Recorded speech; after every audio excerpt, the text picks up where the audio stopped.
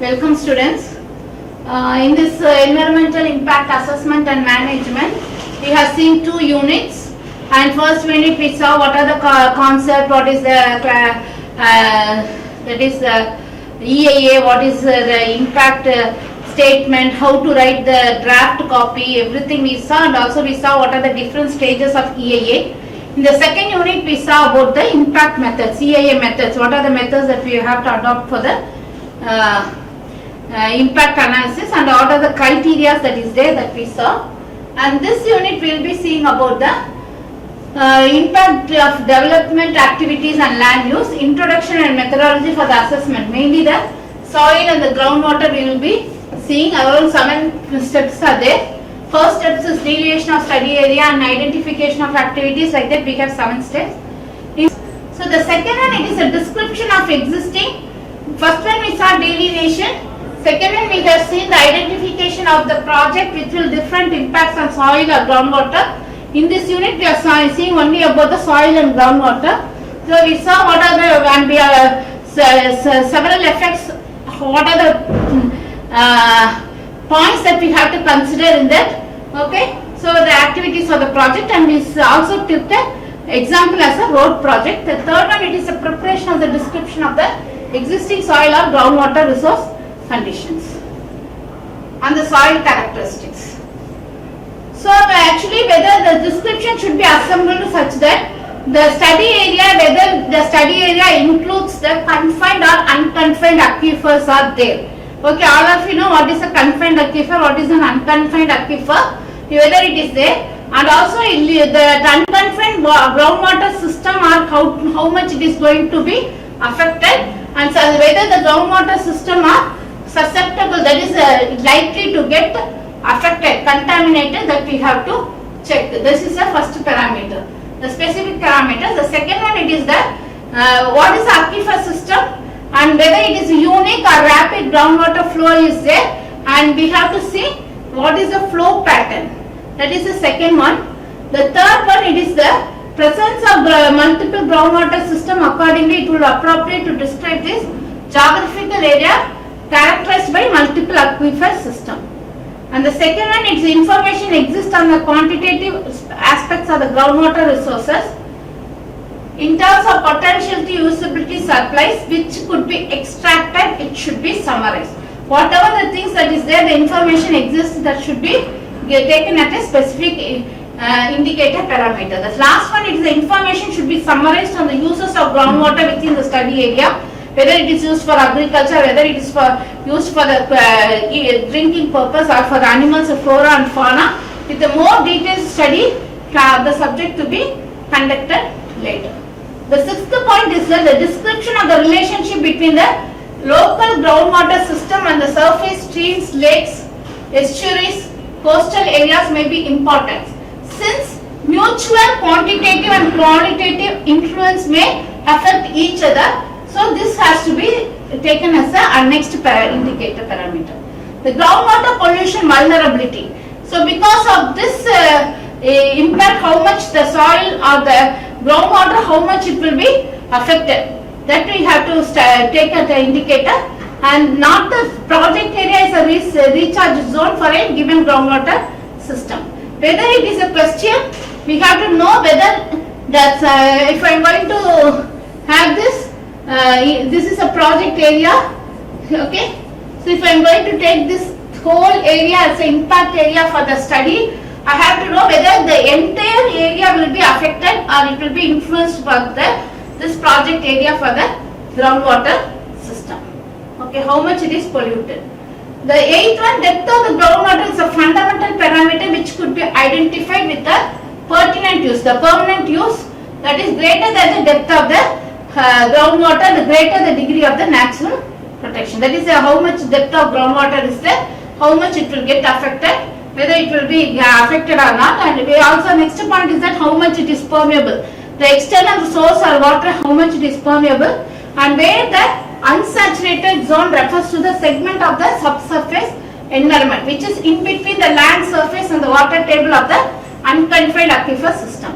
So the unsaturated zone permeability can influence the attenuation of contaminants as they move away from a source of pollution towards the groundwater system. The next one, it is a aquifer transmissibility which should be described. This parameter represents information on the groundwater carrying capacity of the groundwater system. The 11th one, it is any data on the groundwater quality should be summarized. All data should be summarized. How much depth it is, what is the depth of the groundwater, what is the pollutant in the groundwater already due to the construction of this. Maybe the soil, if it is disturbed, what will be the effect on the groundwater? What will be the effect of the confined or unconfined aquifers? All this indicator, that is all these parameters should be taken as an indicator. For example, several threatened or endangered aquatic species must have found in the springs associated with the Texas. This is one example where they have found. So this is the third, three processes over, delineation over, identification over. Then what are the parameters that we are taking, that description is also over. The next one is procurement of relevant soil or groundwater quantity or quality standards. So the next one, it is the land use restriction, soil quality standards, soil reclamation requirements and groundwater quality quantity standards, regulations or policies are examples of institutional measures. All these things has to be considered for the groundwater standards. What are the restrictions that is there for the land use? What is the soil quality standards? What is soil reclamation? What are the requirements? What are the groundwater quantity quality standards? What are the regulations, policies? Everything that we have to check. Okay. So just to determine the specific requirement for a project area, that is proper, that is government agencies has to be within the jurisdiction has to be approached, and all these details can be got from them. They will be having all the details related to the groundwater with the help of the borewell, every water layer where groundwater is recharged, everything it will be there available in that government authority that we have to take. The primary sources of information needed will be pertinent to the government agency. That is, whatever the data that we needed, that will be available with the government agencies, namely the central government or state government or local agencies like panchayat or corporation, everything, or the international environmental agencies if they are involved as the NGOs. So the next one, it is the impact. So these four things are over, right? The fifth point is the impact prediction of soil and or groundwater environment. So what is the impact prediction? How much it will affect the soil? How much it will affect the groundwater? Okay. So the impact of the soil or groundwater environment are the potential influence of the environmental on a proposed project. Because of this project, what will be the effect on the soil or the groundwater that has to be taken? So it will be a qualitative measure or simple quantitative or specific quantitative. So we will see only the some salient features in this.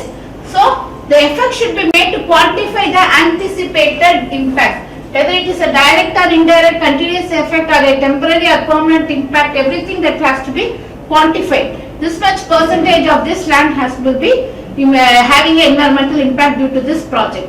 However, in many cases this will be impossible and reliance must be given, because we cannot say somewhere we will say that only this part will be affected, but there will be a number of areas that can be affected.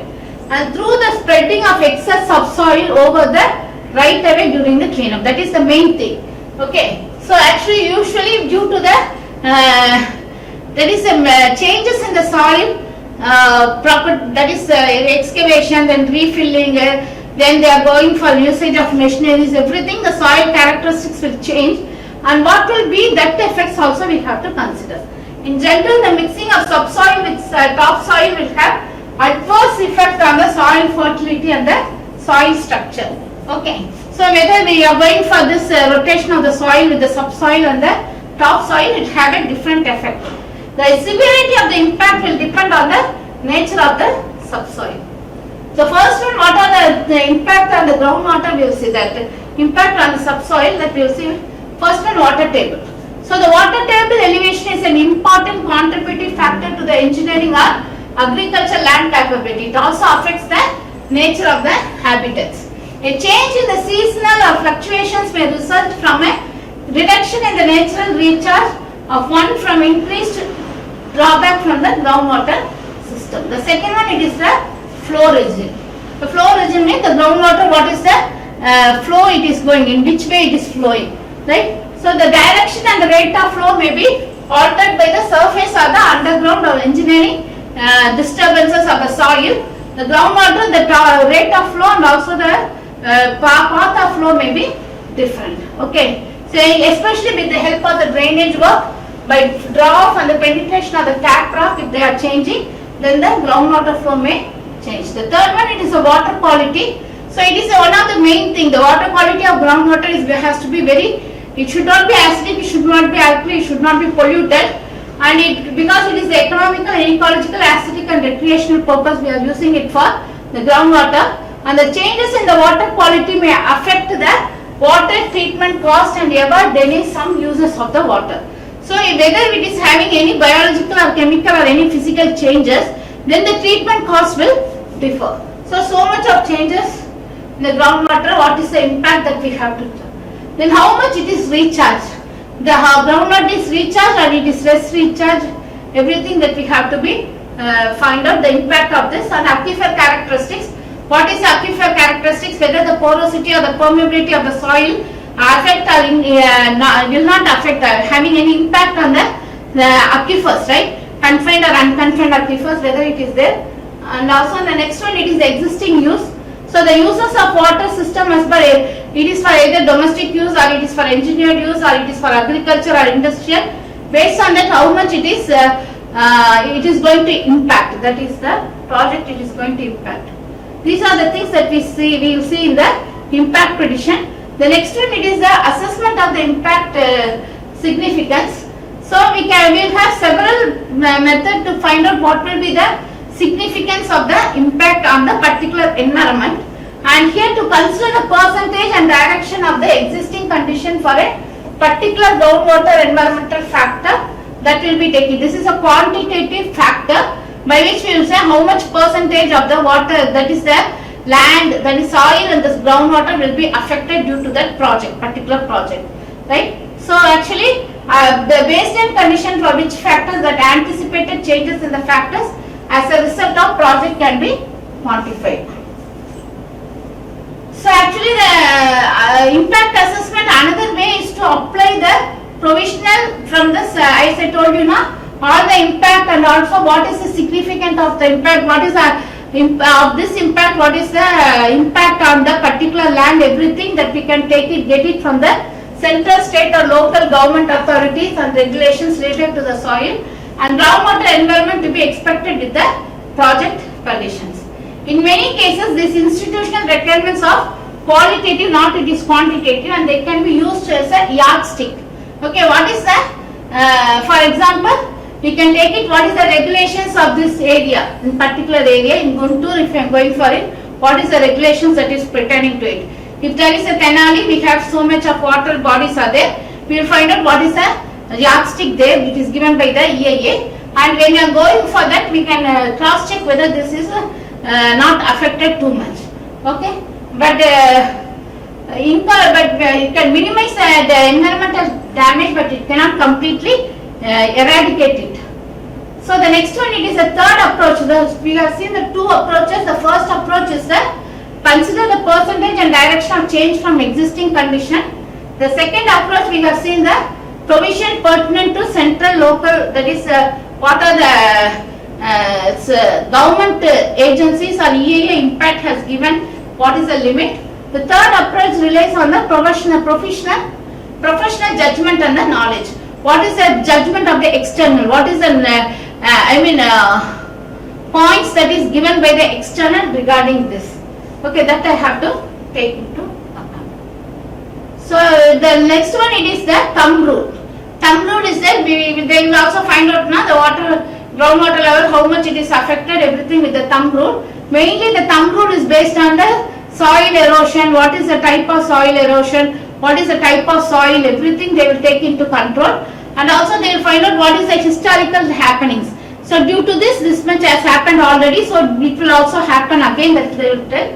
and in general agreed that a certain amount of soil loss is inevitable. Ideally, soil should not exceed the rate of soil formation from parent rock and decomposed vegetation. That is the soil formation and the erosion soil, the balance should be there, and this has to be also taken into account. So now we will see about the environmental analysis and its importance in the assessment of the impact significance.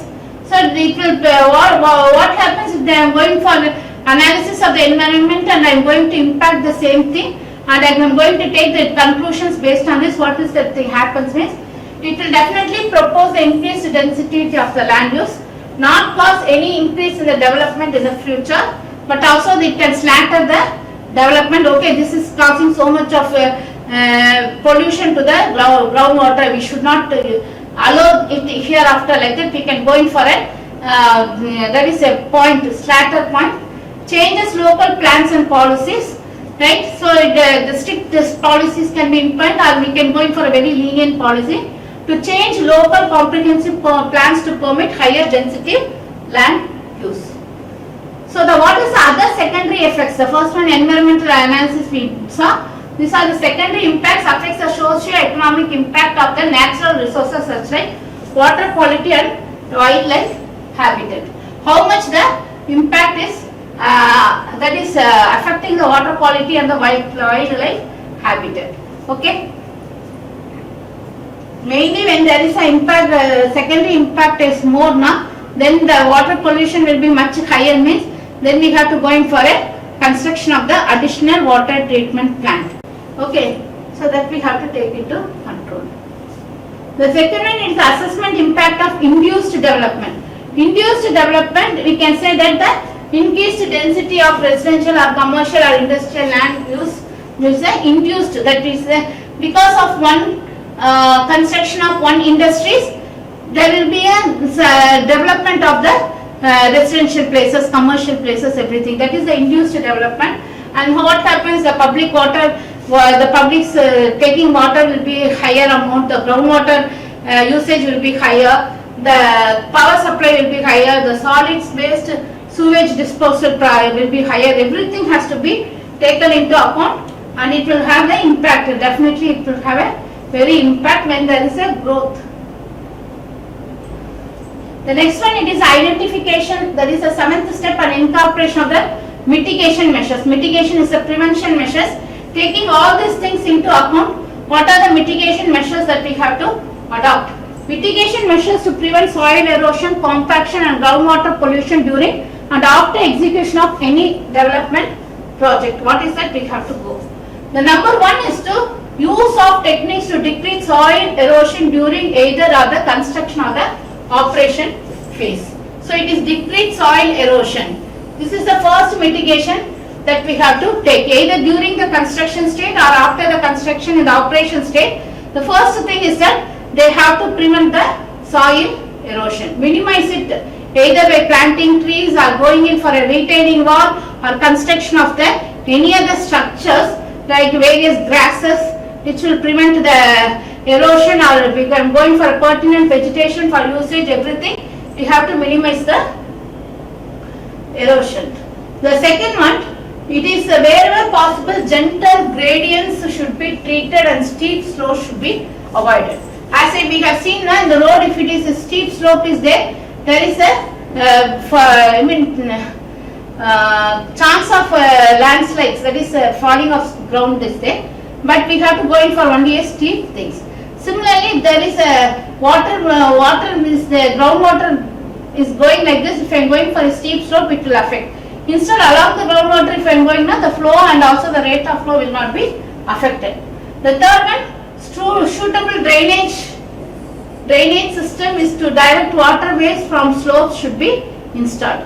So the drainage should not be affected, and the drainage system should be taken properly, because under drainage also, and not only the subsurface and also the under drainage system where direct waterways are, that is the water will flow directly. The creating large open expanses of bare soil to be avoided. Okay, so the expansing of the bare soil should be avoided, and the more susceptible to wind erosion. Such areas are created, the wind breaks. So for example, if there is so much of soil is to be eroded and taken away by the wind, then wind barriers has to be established so that this wind cannot be taken away much more, and the soil properties can be, or the characteristics of the soil can be minimized. The next prevention method is that the development near to the water body, siltation traps may be needed to be installed, otherwise the siltation will go and block the groundwater and also the water base, the flow of water will be changing. So the siltation traps can be provided so that it can avoid the groundwater flow and also the healthy flow of the groundwater. Driving over the soil should be avoided, or use wide tires to spread the weight of the vehicles, thereby avoiding the compaction. Few tracks bring vehicles to the working areas. Cultivate the area after compaction has taken place. Okay, rotation of land use practices. This is a very good one. So by which the soil characteristics, also the groundwater characteristics can be maintained. And also it includes the rotation of military training areas, agriculture crops, geographical areas, grazing patterns, everything can be taken into control. So the next mitigation measure is that there can be designed to exhibit greater earthquake resistance if the potential conferred for the project area. For example, we have to go in for the proper structural design so that the soil characteristics will not be affected much. And for a project involving usage of groundwater resources, groundwater usage should be decreased. And the next one, it is the 11th point, is the potential impact of concern of land subsidence management techniques to minimize groundwater usage in the area where subsidence is expected to occur could be implemented. Okay, so we have to go in for a reduced groundwater area if there is any effect on the groundwater. The 12th point is that comparative information and enable more systematic site selection. So we have to go in for a more systematic site selection. We have to go in for a very proper selection of the land, everything, in order so that the soil characteristics and also this groundwater characteristics will not get affected. Okay, so to prevent the groundwater contaminations, for example, the solid waste disposal sites in the Bolton and Curtis will be an example. For projects which may be of concern because of leachate, that is leaching is much more, means measures should be taken to immobilize the soil, or some soil stabilization methods has to be adopted. Okay, so for example, if I am going for a major construction, road construction project, this is the first mitigation thing that I have to take, is that the drainage work. So the drainage pattern over the wide area along the road construction is proper. If I am not having any drainage properly done inside of the road, I have to provide a good drainage system so that the water will not stagnate there and it will run. So that the groundwater will also not get affected, and also the soil characteristics can be withstand. The understanding of hydrogeology and the drainage pattern in the watershed should be ensured, by which this drainage work can be implemented. We cannot just like that put a drainage and also the road is lays just like that. I cannot this and all I have to take into account. The hydrogeology, the groundwater, the movement, everything I have to take into account. The cost of igniting and reducing effect, that is the filling and the cutting effect, should be managed. The second one, it is the waste management. So actually if there is a road work, it is going to be happening there, means major construction project work is going to happen, means automatically there will be a increase in the population of the peoples. For the construction purpose, for the usage purpose, for the operation purpose, everything the purpose will increase, and maybe more than 1,000 times at one time, if there is more than 1,000 peoples, then the liquid waste, solid waste will be there, and it is a very big it will be a very big major problem for the disposal of the waste. So the major sources of pollution, disrupting the ecosystem and contribute to the local health problems. So this has to be taken care properly. Construction activities can contribute to serious environmental degradation, including accidents will be, compaction of the area, poor waste treatment or management, and inadequate local sector. This all has to be taken. So what are the measures to prevent erosions for the major construction project? Is that planting on cleared areas and slope immediately after equipment belonging to the specific site has been removed. Immediately we have to go for the planting. temporarily covering the soil with much or fast growing vegetation. Third one, interrupting or slowing the water runoff. Fourth one, protecting the slopes by using reshaping techniques, rock fill and other methods. If site is contaminated, if the soil is contaminated, then we have to go in for some reclamation method of the re-establishing the soil properties. The contamination has to be removed. Okay. So removal of the contamination for off-site disposal, which is commonly adopted technique, but the results in the transport of hazardous material along with the soil to the another one which will be affecting the place. Okay. So the next one, excavation and on-site disposal removes the need for the transport protected custom designed facilities to properly dispose the contaminated soil structures. Adoption of on-site stabilization techniques which will remove the ability of pollutants to move off-site. The last one, in-situ bioremediations, which is effective for organic pollutants and uses natural microorganisms to break down organic pollutants. Even difficult materials such as halo and nitro substituted aromatics can be now be biomedicated. Okay, either we can use it. The next one, it is a remedial measures of the soil washing with alkali and acid water. If there is a cation, if it is acid, then we will wash it with alkali. If it is an alkali content is more, we will wash it with the acid in order to make it a neutral one and no leaching of the particles will take place. But it is a very costly things. Okay. So the next one, asparaging vacuum extraction pump and treat methods is effective in a range of contaminants from groundwater. So till now we are seeing all these 7 points. That is the delineation of the study area. That is a proper study area has to be, borders has to be formed, which are the things that is affected. And the next one, mainly we are seeing about the soil and groundwater. Okay, soil and groundwater. Okay, groundwater. In this unit we are seeing groundwater. So the next one is the identification of activities of the project which will have different impacts on the soil or the groundwater.